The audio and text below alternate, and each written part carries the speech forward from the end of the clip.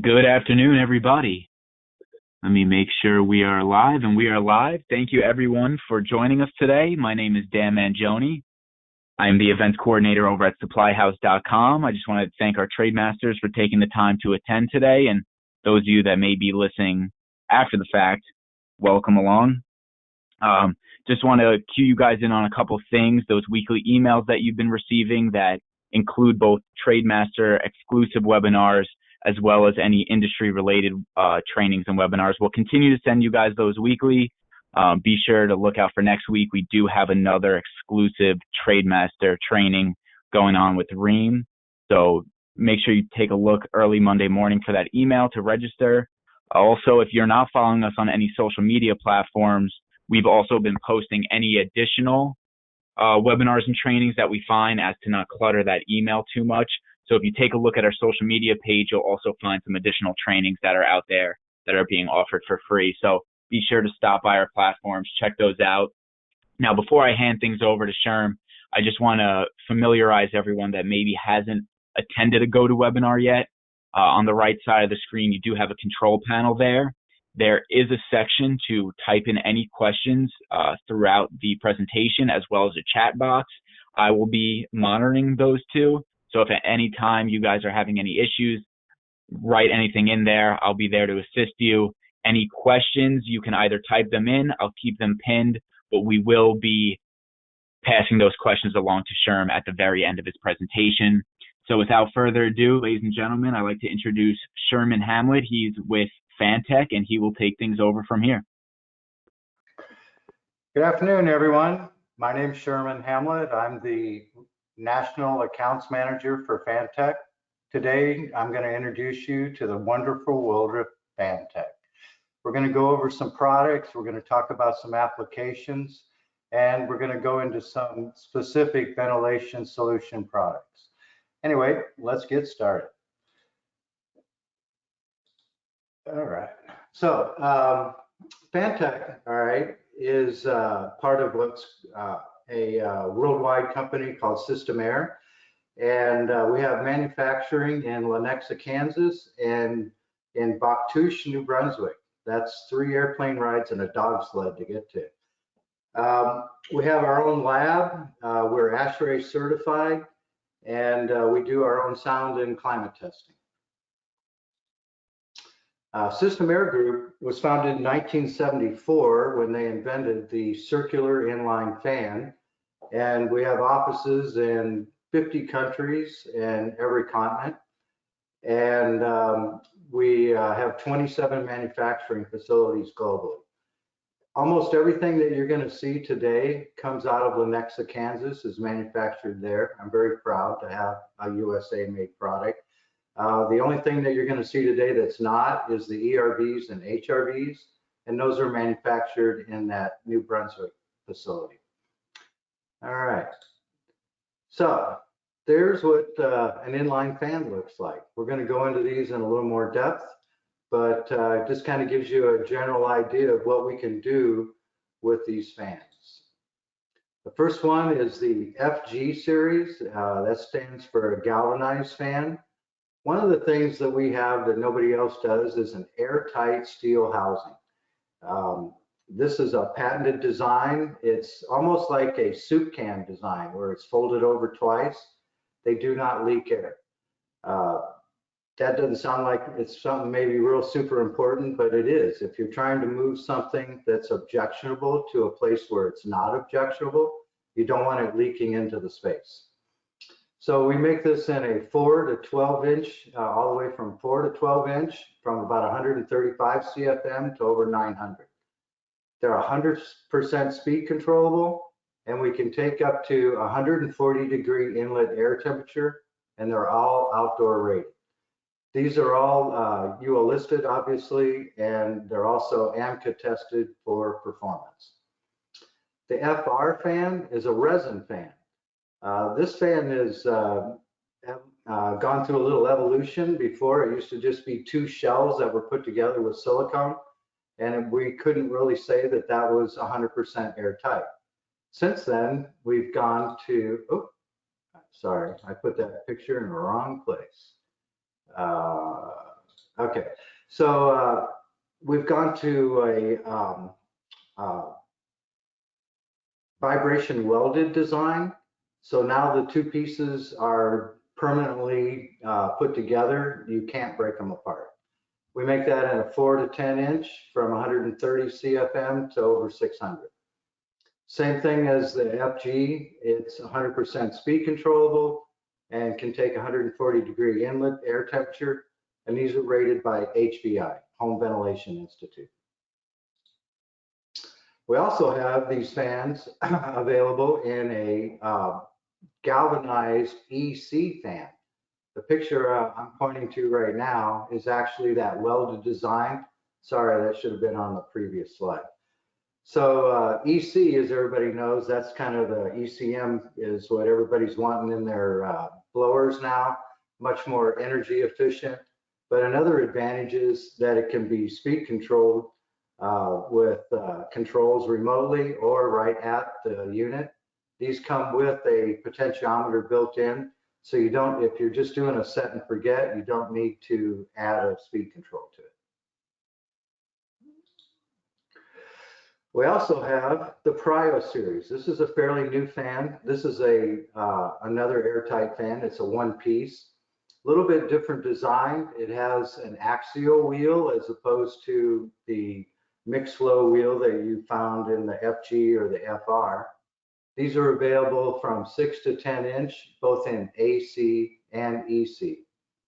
This is a super compact fan, and we actually get some pretty nice performance out of that. 1300 CFM with a 10 inch.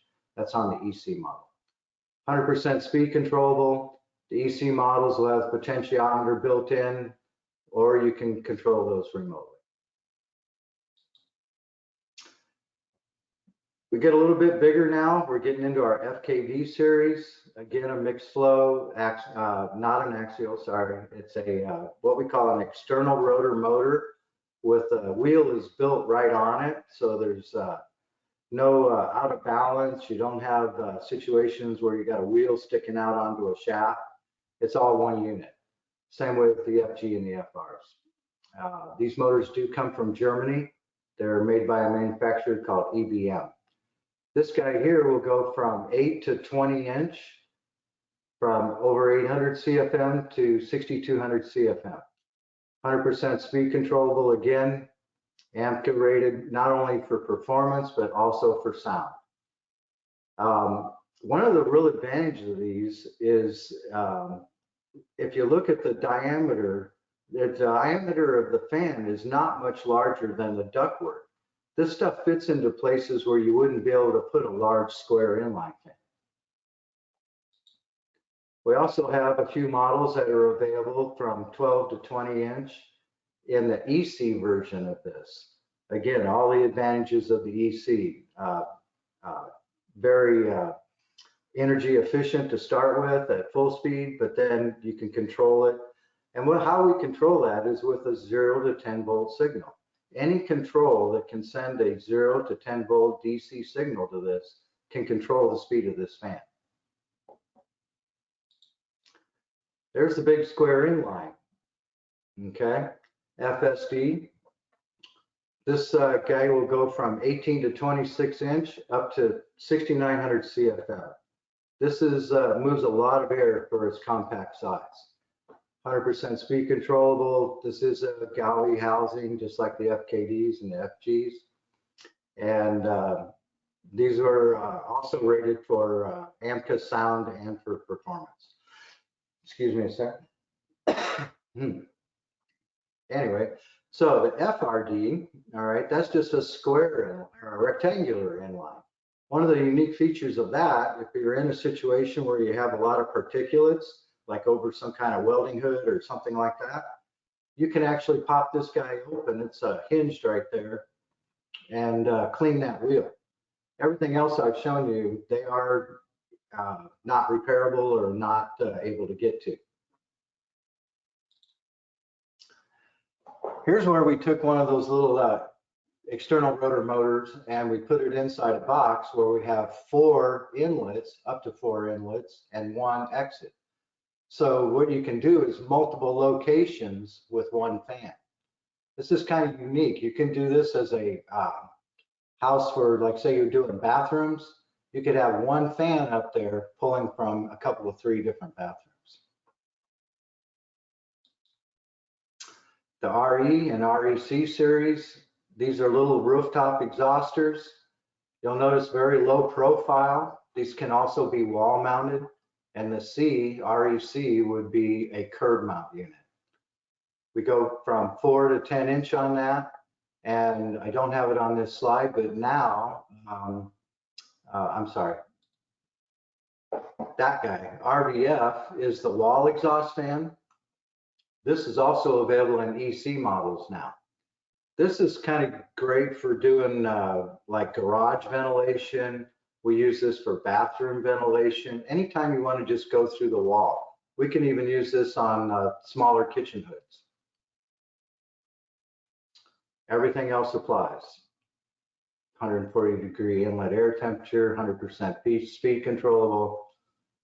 Great little fan. FADE, there's your typical sidewall type axial fan. We make this from 8 to 25 inch. And we also have them where they can be mounted directly to the wall with the cabinet included. That would be our WHD series for that. These are really will move quite a bit of air, up to about 7,800 CFM on these. And these are definitely quiet compared to a typical aluminum bladed fan. Some of the accessories that go along with this, obviously backdraft dampers and intake hoods. We have this unique mounting clamp. It has a neoprene seal around it. So if you're putting an inline fan in, you don't have to shoot any screws into it. You can just use these clamps. Timers, of course. This guy here, the LD series, the silencer.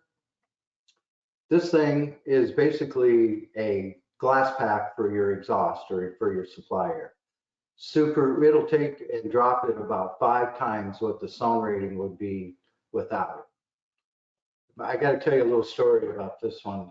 We were at a trade show. This goes back many, many years. And we had a designer in our booth, and we were showing our kitchen exhaust with a silencer on it. And we were telling her a little bit about it. And she's going, well, that fan's not even running. And we're going, oh yeah, yes it is. And you know how when you kind of move in towards somebody, they tend to back up a little bit.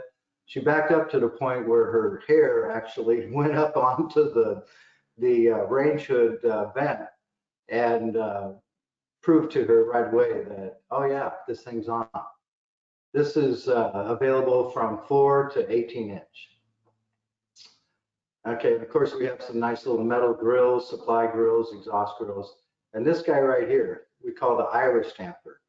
It opens just like your eye does, you know, where you're in low light and your iris gets larger, and then you can bring it down. What it does is it keeps it in a perfect circle. So it is very, very accurate in what you're reducing.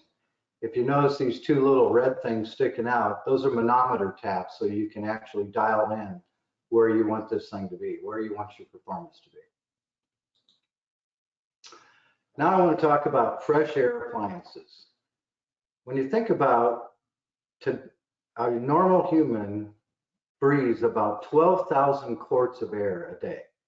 That's a lot. Do you want to breathe nasty, dirty air? Maybe not. You wouldn't even think about drinking a thimble full of nasty, dirty water, but we breathe dirty air inside our homes constantly. What this will do is actually take the bad air out and bring the good air in. And we do that using this core in here to temper that air that's coming back into the house. So here's how an HRV works. And by the way, an HRV stands for Heat Recovery Ventilator. Now, I live in Phoenix, all right? So you would think I would want to use an ERV, but actually, because it's so dry here, I would use an HRV, because these will not do anything with the moisture, but what they will do is they will transfer heat really, really well. So we've got fresh in my case, cold air or warm air coming into my house, and it's being exhausted, brought into the house, right? We're exhausting, in my case, the cold air that I paid for out of the house.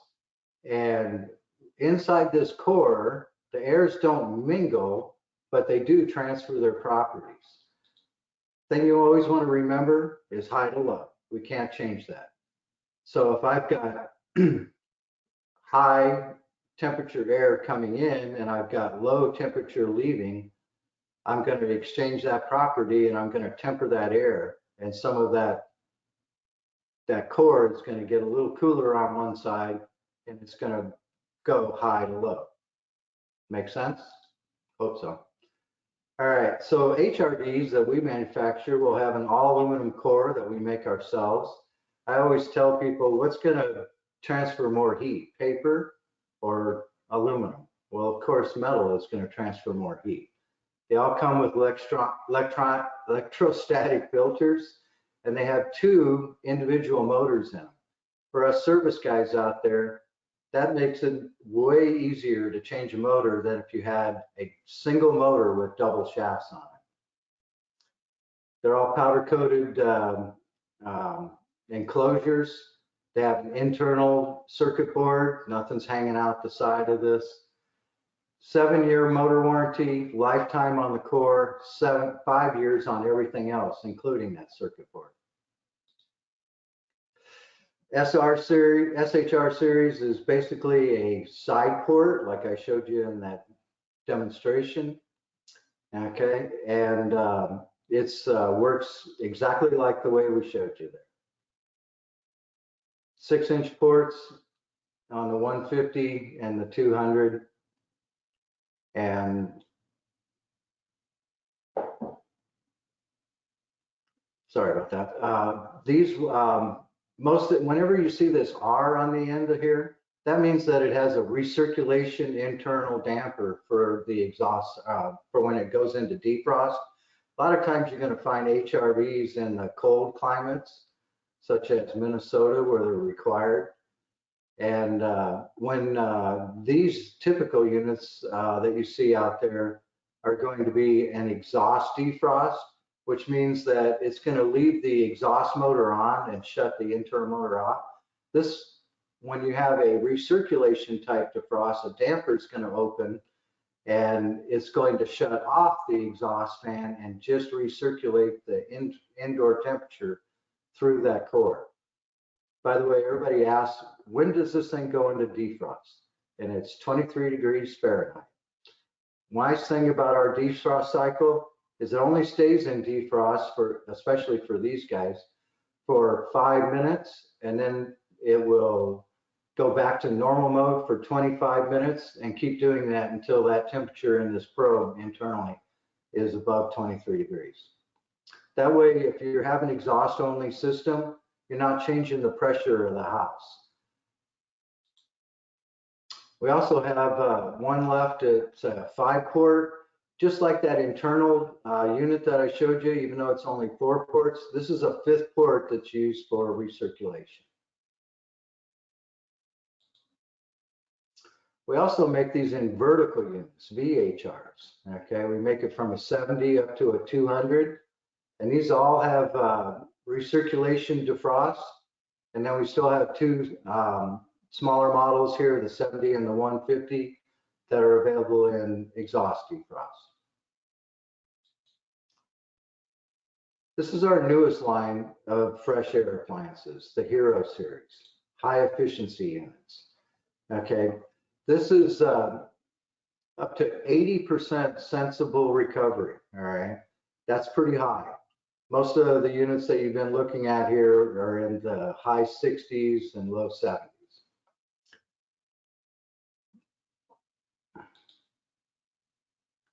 Nice and compact, very small cabinet.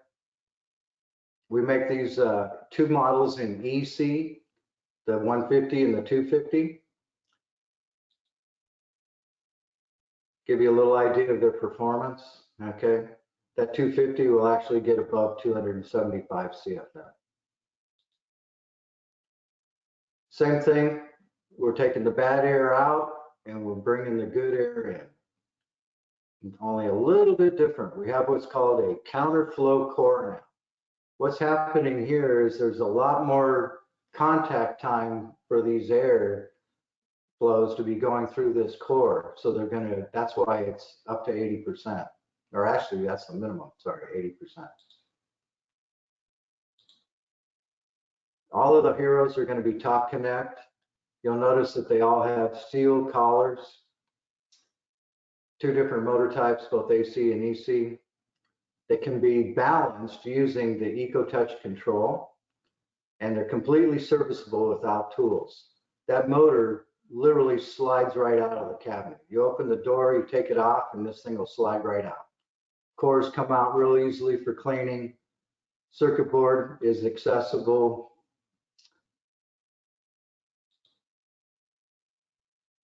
Most people in the US do what we call a mounting bracket type hanging. They are available with chains, but that's kind of going away. One of the other things I want to point out is we've gone to metal latches on all of our HRVs now. If you put one in the past, it had plastic latches. Those are gone. Super deep drain pan and a flush drain connection. So in other words, where the drain connection is, should be a picture of that. Where that drain connection is where to go? Oh, it's not there, sorry.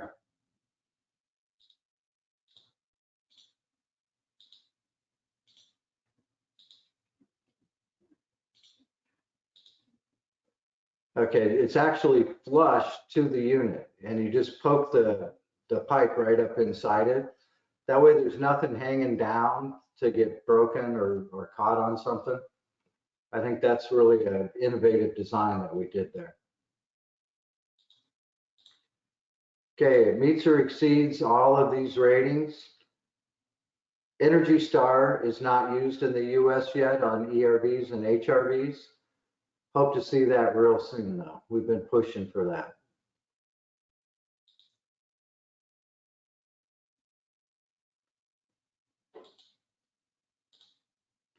Here's the EcoTouch control I mentioned.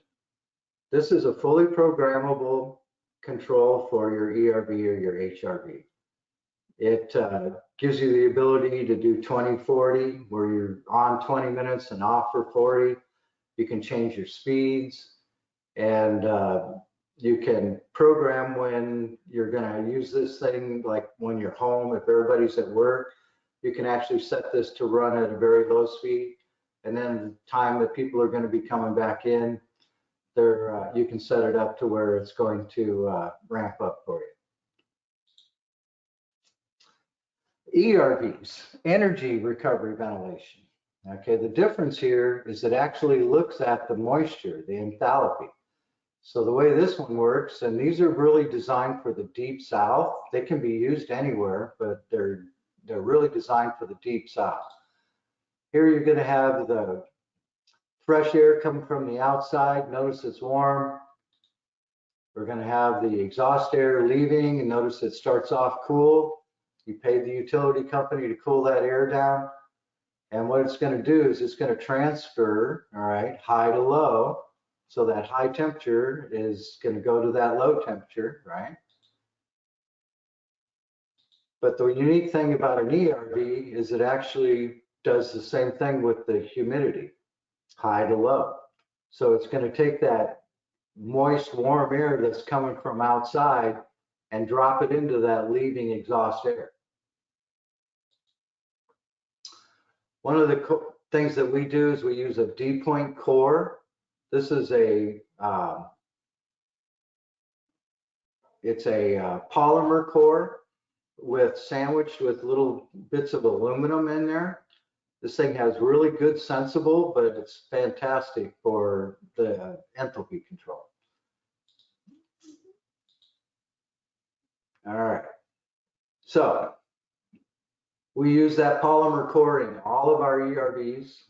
You still get the washable electrostatic filters. And by the way, we do offer optional MERV 6 and MERV 13 filters for these units. They still use 2 German EBM motors in there, very easy to service. It's an optional drain on there. You don't have to use the drain with these. That's quite common in the colder country. They don't really need that because all the latent is leaving with the air. So we got from the 100, 150, and 200 CFM units. These are all top ports. We do still make a side port in these in a 70, 150, 200, and 260. This is a unique little unit. This was designed for multifamily, where it's very, very thin. It's long and thin. So it only has a height of 8 3/4 inches on the ERV. No drain needed again, 110 CFM. Watch for this to start coming up in some different CFMs here pretty soon. Controls, okay? The EDF1 and EDF1R are our most popular ones. The EDF1 is just simply a it's just simply a 2040 switch, and you can also set it up to where it will on the EDF1 that it'll run continuously on high speed. The 2040 is typically the most popular, where you're going to run it at 20 minutes on and 40 minutes off. The R, the EDF1R, gives you the ability to run it in recirculation at high speed. Dehumidistats, quite common. The Eco Touch control I mentioned earlier. Okay, this is also a dehumidistat that I didn't mention. You can actually set where you want your relative humidity to be in the house. EDF7 is just a smaller version of the Eco Touch, and it's a little more cost-effective unit. It has all the same functionality. These are remote time switches, RTS2, which is a 20-minute timer. A lot of times what you can do with an ERV or an HRV is you can eliminate your bath fans in your house and use this as your bathroom ventilation. That's usually where the stalest and the moistest air is in the house. That'd be good to remove that and take it out through the HRV. The RTS5 is the same thing, only it's set up as a 20, 40, 60 switch. In other words, it'll run at high speed for 20 minutes, 40 minutes, or 60 minutes. You can use up to 5 of these on one HRV. So if you have a 4-bedroom or 4-bath home, you could put one of these in each of the bathrooms. They hit that and it'll run on high speed during that time period, and then it would go right back to wherever it was programmed at before. Filter boxes, okay? So a filter box is just obviously a box with a filter in it. I'm seeing quite a few people using these when they're bringing supply air into a home. Instead of doing exhaust only for your ASHRAE 62.2, some people are actually doing supply air. And you want to filter that air that's coming in before it gets into the house.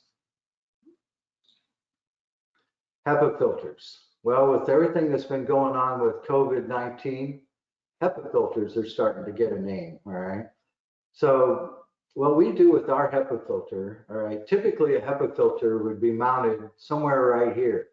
And so that means all the air, all the return air has to go through it. What we do is a bypass method, because if this HEPA filter got forgotten, it would get 100% efficient, wouldn't it? It would get totally covered with cat hair, dog hair, dirt, and it would get to the point where it would start starving your DX coil for air. And that's never a good thing. We don't want to be slugging compressors. So with this type of unit, what we can do is it will actually pull a little bit of air, about 240 CFM, out of that return air, go through the HEPA and dump it back. If nobody ever cleaned these filters or changed them, This would not affect the static pressure on this system whatsoever. It would just completely bypass it. We make them in a duct mount as well as collar mount. The collar mount can be used as just a standalone system. In my own house, all right, that's what I do. I pull air out of a hallway and I dump it into our bedroom. Makes it really nice for my wife, who has quite a bit of allergy problems. Ever since we started using the HEPA filter, that's been cut in half. We also make commercial ERVs and HRVs. Pretty much the HRV is still going to be an aluminum core. The ERVs are going to be that D-point polymer core. And one of the things that you'll see with this is the doors are reversible. All right, so if you had your warm side over here, you can do that, and you can just switch your electrical panel over. And makes it very nice for sometimes where you've got to run this right against a wall. You can switch where your panel is going to be. We make this in quite a few different sizes. We go from, on HRVs, from 400 CFM to 1200 CFM with 5 models. On the ERVs, we go from 450 to 1300 CFM. These are some of the applications here where you would want to use a commercial HRV. This one here is very interesting. This will actually work really, really well in a cold climate, where this will not work where I live in Phoenix, okay? But it'll work really, really well in HRV as your indoor pool. Instead of using like a desert air unit where you've got refrigerated air you're dumping in, you can use that cold air from outside for free cooling to dump onto the windows and keep them from fogging up. Very big in daycare centers and things like long-term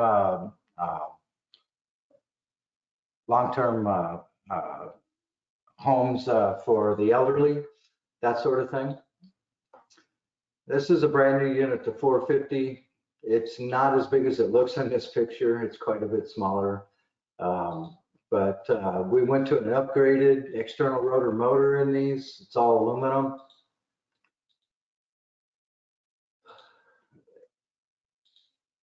This has already been all switched over now. Okay, one of the things we did with them was steel latches as well and steel hinges. And we went to wherever you're going to touch this thing, like at your duct connections, on your curb, those are all galvanized steel. So, and then the rest of it's all pre-painted metal. They include a master switch there on the cabinet. You have a upgraded board now, which they'll all take Modbus now. That's pretty nice. And then for your low voltage connections, they have removable units, just like our residential connections are. Makes it real fast for wiring these things. Now you can get a 5th port, or what we call a bypass module. This would be required for that indoor pool application where we're going to recirculate air. You get CO2 sensors and motorized shutoff dampers. Let me back that up.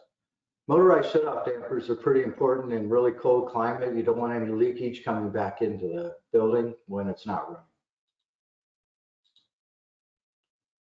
Here you can see your CFMs on the ERVs and the HRVs, out to like 1400 on the HRV and 1300 on the ERV. Notice what we do. We do this on all of our ERVs and HRV models. That number equates to what its maximum CFM is.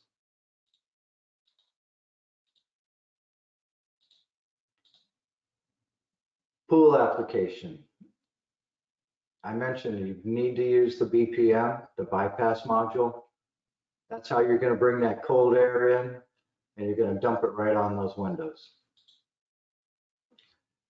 So let's talk about some solutions. These are specific solutions that we do with these products. Basically, we have bathroom solutions, okay? And we'll use one inline fan, and we can pull from, say, a master bath, we can pull from the commode area and right over the shower.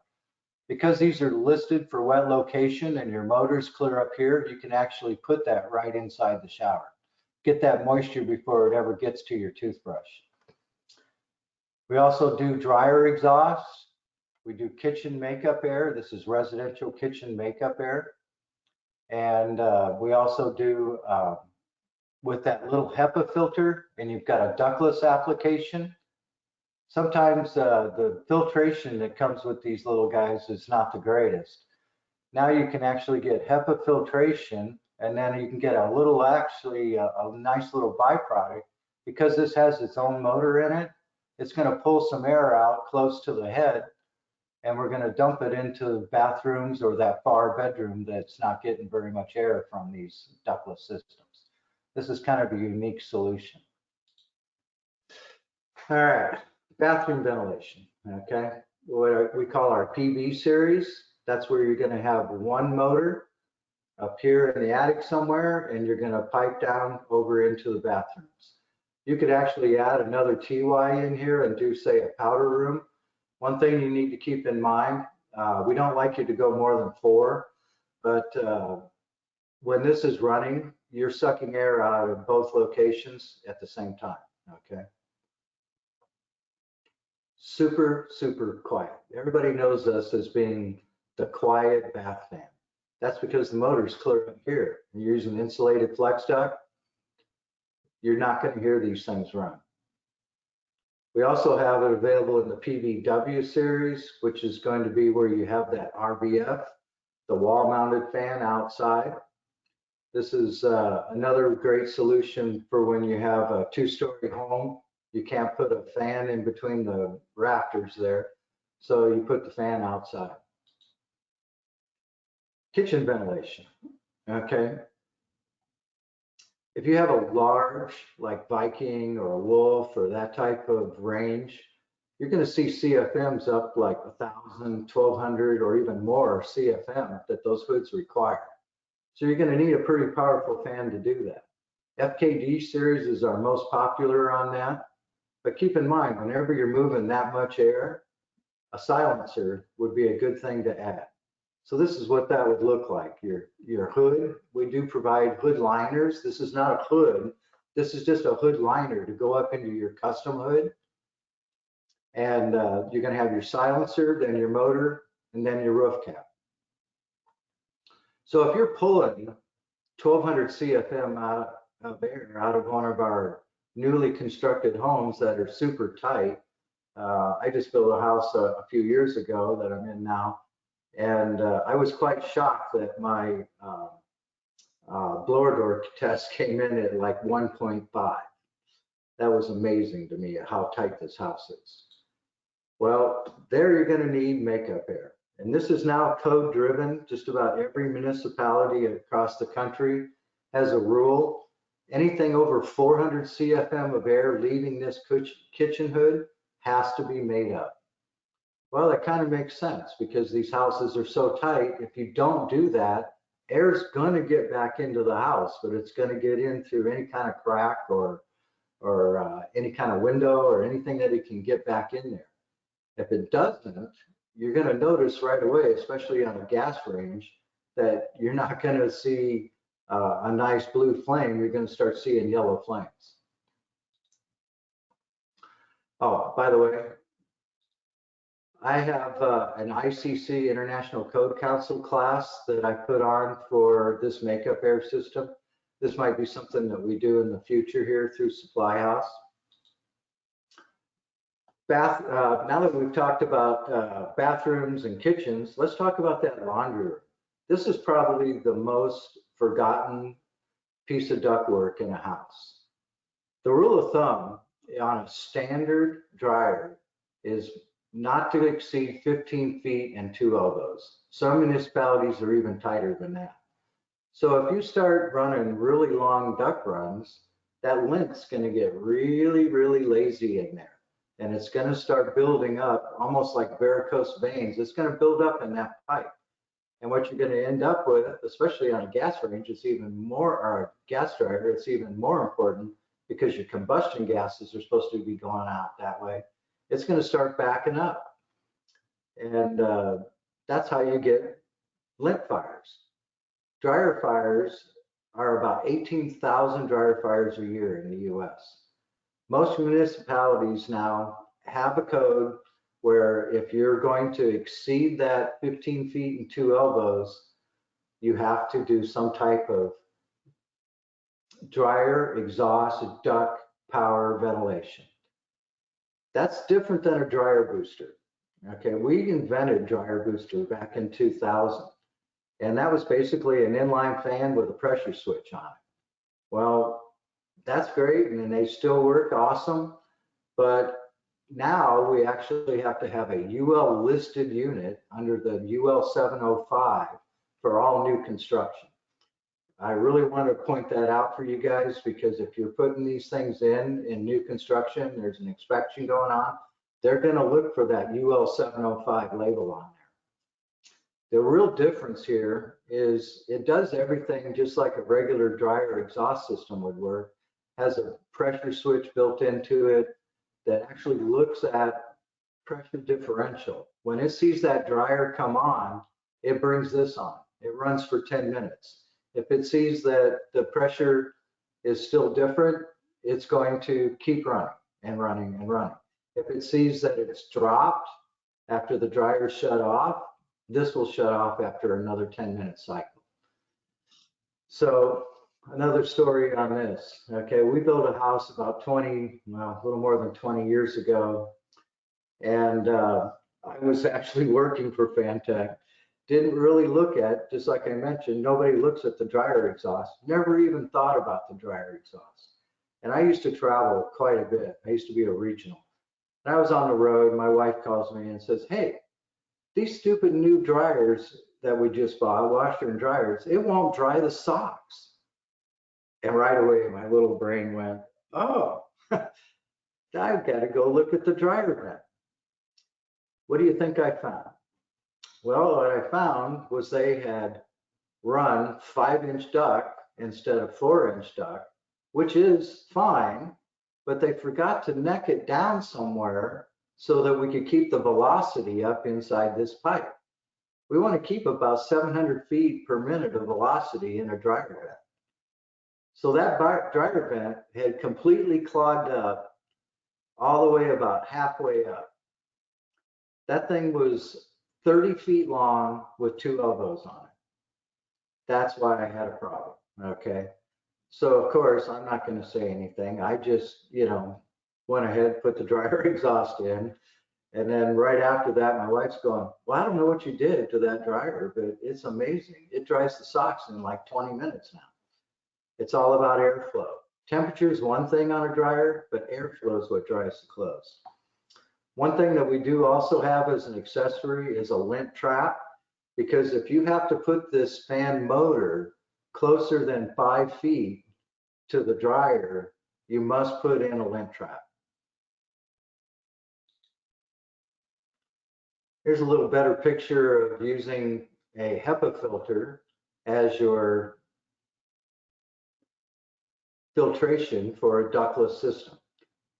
Put it close to one of the units. It's going to pull the air out of there, go through the HEPA, and it's going to dump it into areas like bedrooms or maybe some bathroom that's not getting much heating or cooling back there. So you're getting basically a transfer fan as well as great filtration. I think just about everybody in the country now knows what radon is. It's an odorless, colorless gas that comes out of the ground, okay? And so this was actually one of the very first fans that we ever made, was a radon fan. You'll see them mounted on the outside of houses quite a bit, especially in the Midwest. And they're not the prettiest things in the world out there. So we've developed one now that looks kind of like a big cable box, and it's only got the one pipe coming up. It actually feeds in from the back. So that's a really big thing for Fantech. We do a lot of radon mitigation. All right, here we go. We're at the question side now.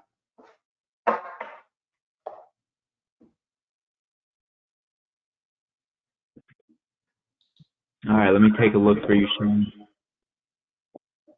It doesn't look like we have any questions in. Everybody, feel free to take a moment, type in any questions if you have any.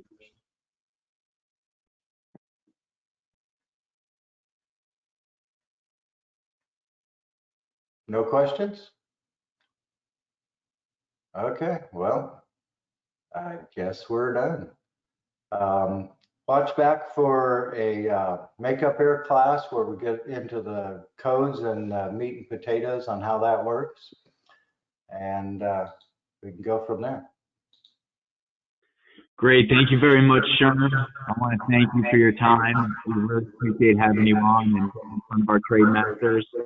We'll be in touch about setting up the next one in the future. So everyone look out for the fantech supply house exclusive trade master training. Thank you much. Goodbye, everybody.